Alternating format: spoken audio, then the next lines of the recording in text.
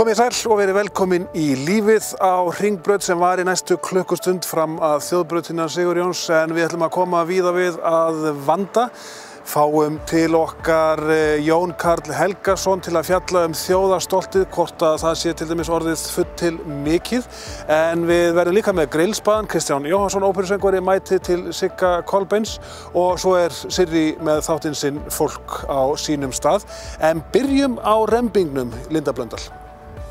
Já, Sigmundur, þjóðarrembingur eða þjóðarstolt. Já, hún allavega góð íslenska sólin, en velgengni íslenska landsliðsins í knattspyrnu hefur verið þvílík að sjaldan hafa Íslendingar verið jafn stoltir af sér og sinni þjóð.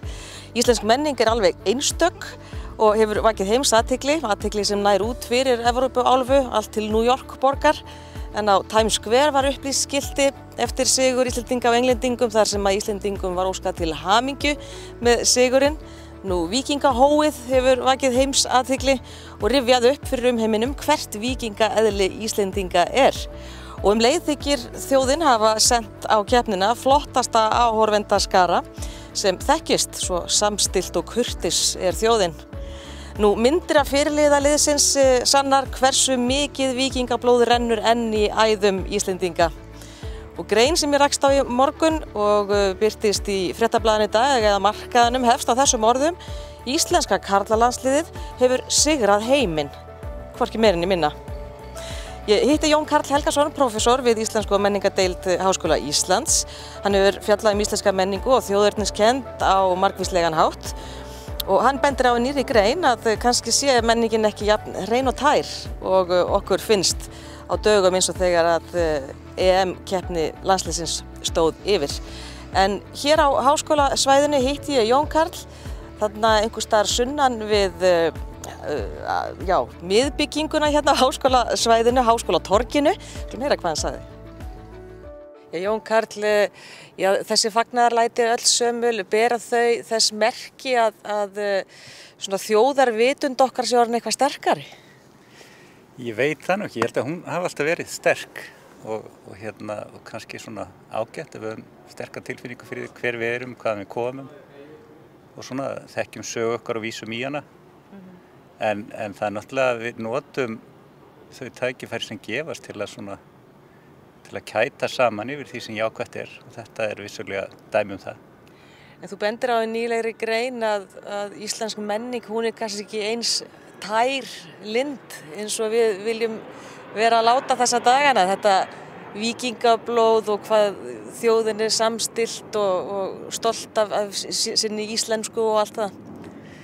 Nei, ég held í rauninni að það verið lán okkar í gegnum tíðina að fá áhrif erlendis frá. Og íslensk menning náttúrulega í grunninn evrópsk. Við fáum hérna bókmyndirnar okkar svona úr öllum áttum.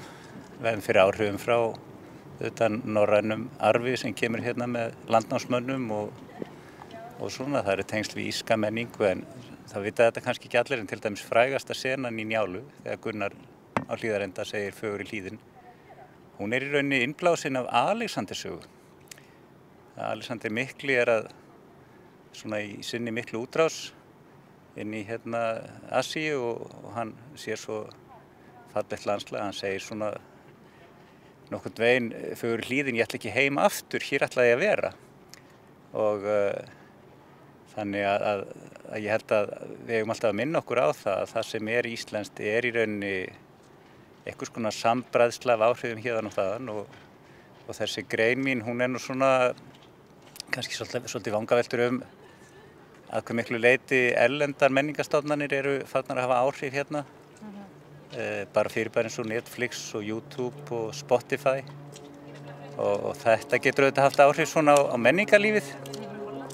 En það má alveg heimfæra þetta vissu leyti yfir á knattspyrnulandsliðið að ég held að við eigum alltaf að muna að annar þjálfarinn sænskur og hann kemur með eitthvað andrúmsloft inn í þetta lið, eitthvað svona kúltúr, menningu sem að mér finnst alveg til fyrirmyndar. Og það er hógværð og í rauninni lítillæti og þakklæti, og maður sér þetta bara í hverju viðtali. Það er sama hvernig rætt við í þessu liði að þeir hafa svo fallega framkomu og þeir eru þakklátir, þeir eru greinilega góður hópur, virða hvern annan og það skiptir ekki máli hvort menn eru inn á eða ekki, þeir líta þannig á þetta sé sameiginlegt verkefni og svo hefur verið mjög fallegt bara þakklætið í garð okkar, stuðningsins sem þeir hafi fengið, aldrei hroki og ekki þjóðremba í rauninni. Já, en nefnilega það sem er svolítið rætt núna, fórum við offari í einhvers konar sjálfstýrkun?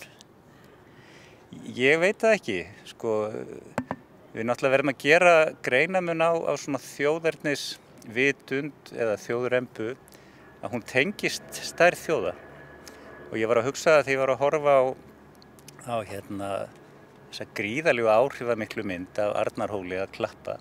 Eða myndir, þetta er svo sem bara frá hverjum viðburðunum og fætur öðrum að ef við sæjum svona stóran hóp eða stærri hóp við Brandenborgarhliðið, Þjóðverjar, þá færi nú kannski marga og það eru gerðar athugasemdir við það en ég býst við að svona heiminu þykir þetta bara krúttlegt af því að við erum bara 330.000 eða hvað við erum mörg. Þannig að það þarf að setja þetta í sögulegt samhengi þannig að ef þetta væri Þjóðverjar og væri að sýna svona ofboðslega sterka þjóðerniskennd þá færi fólk strax að hugsa tilbaka. Já, það reyndar ef við skoðum til dæmis landsliðin sem við erum að keppa við, tökum bara Frakkland og Þýskaland að þetta eru lið sem er í rauninni svona fjölmenningarleg lið, samsett af leikmönnum sem koma héðan og þaðan. Og við að vísu kannski lítum þannig á að þó við höfum sænskan þjálfara þá sé liðið okkar íslenskt en við þurfum líka að minna okkur á það að þeir eru svona góðir knattspyrnumenn að því þeir eru að spila erlendis og þeirra uppeldi þó þeir hafi fengið góðan aðbúnað og veganisti hérna að þeirra svona knattspyrnulega uppeldi svo staðreynd að þeir eru í fremstu röð byggir á því að þeir eru að spila í Svíþjóð og Danmörku og á Spáni og hafa spilað í Grikklandi og Rússlandi og jafnvel ykkur í hópnum í Kína. Og þannig að við ættum svona að minna okkur á þetta þó við séum í íslenskt lið þá er það kannski ávöxtur þess besta í knattspyrnunni í heiminum eða allavega í Evrópu og lykilatriði sko fyrir vöxt ekki bara knattspyrnuliðsins heldur líka handboltaliðsins má kannski segja sér samningurinn með Evrópska efnahagssvæðið.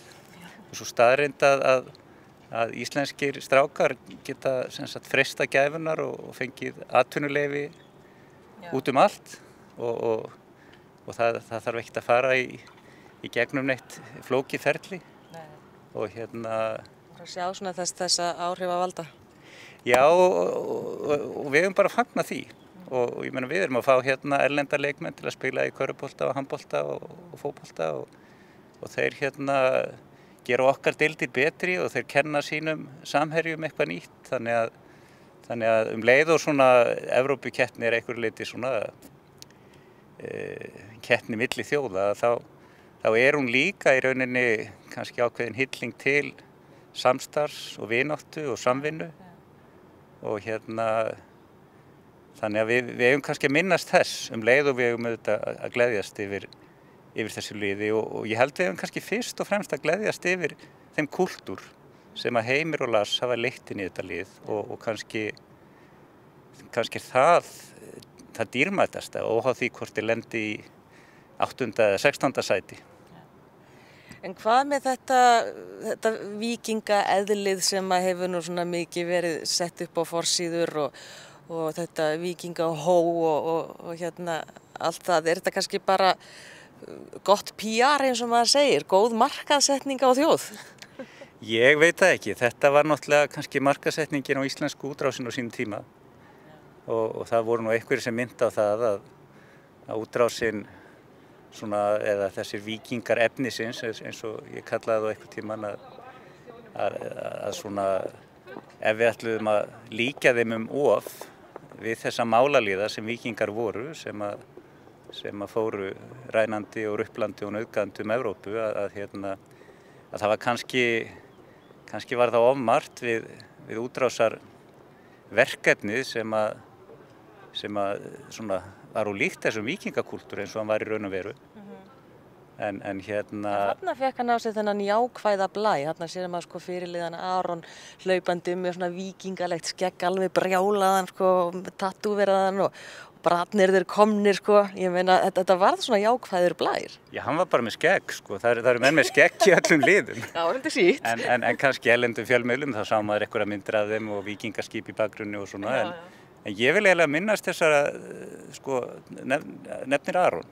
Hann hóf sinn fyrirliðaferil á mjög heimskulegum ummælum eitt land sem að Ísland var þá að fara að keppa við í Austur-Evrópu. Og ég held að hann hafi lært gríðarlega mikið á þeim ummælum og hann... Hvað sagði hann? Ég man það nú ekki nákvæmlega en svona það voru niðrandi ummælum það samfélag og við skulum ekki kannski rifja það sérstaklega upp. En